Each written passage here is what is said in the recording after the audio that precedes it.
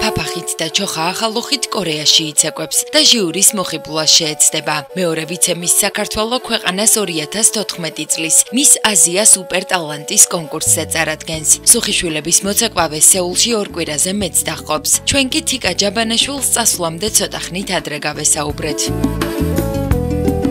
პირველად მივდივარ ესეთი საერთაშორისო კონკურსზე და ვეცდები რომ ყველაფერი წარმატებულად ჩავატარო და ვასახელო არა მარტო საკუთარი თავი, არამედ ქვეყანაც.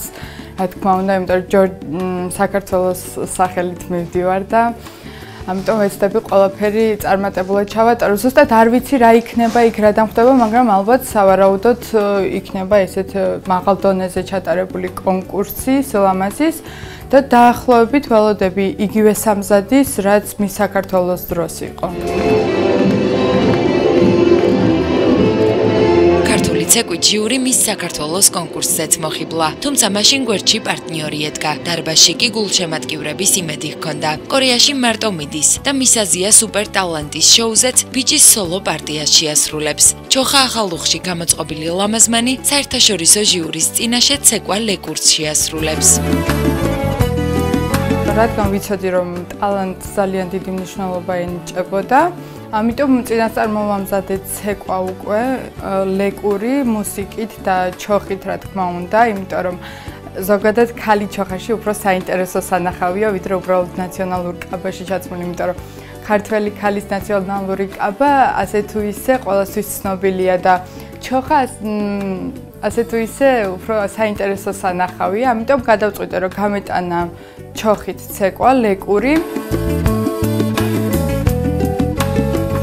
თიკა სუხიშვილების მოცეკვავეა. მიუხედავად იმისა, რომ დასს ქვეყნის შიდა და საგასტროლო გრაფიკები მუდმივად გადატვირთული აქვს, მოცეკვავეს ყოველთვის გვერდში უდგანან და არც კონკურსისთვის მოსამზადებელ პერიოდში დაუტოვებიათ მარტო. ლამაზმანი ცეკვა ლეკურს სუხიშვილების ასაფართის ერთ-ერთ ცნობილ კომპოზიციაზე შეასრულებს. მარტო მივდივარ კონკურსზე, არავინ არ მომყვება და მით უმეტეს იმის საშუალება არ მაქვს, რომ პარტნიორიც წავიყვანო.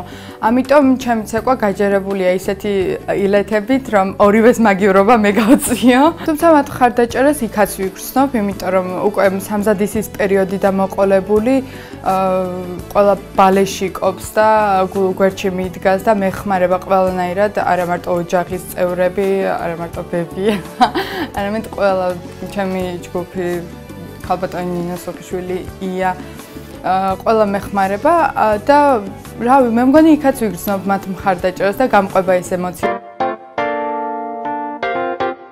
შეგახსენებთ, რომ წელს მის საქართველოს სტატუსი ანა ზუბაშვილმა მოიპოვა. პირველი ვიცემისი ელენე გამყრელიძე გახდა. მეორე ვიცემისის ადგილი კი თიკა ჯაბანაშვილს ხვდა წილად. გოგონები სხვადასხვა საერთაშორისო სილამაზის კონკურსებზე გაემგზავრებიან. მოცეკვავე გოგონა კი ქვეყანას კორეაში მის აზია სუპერ ტალანტზე წარადგენს. ჩოხაში გამოწყობილი თიკა ცეკვა ლეკურს შეასრულებს. თქვენ კი მოგეხსენებათ, რომ ქართული ნაციონალური ცეკვა და სამოსი საზღვარგარეთ ყოველთვის მომგებიანია. მით უმეტეს თუ ამ უკანასკნელს პროფესიონალი ირგებს.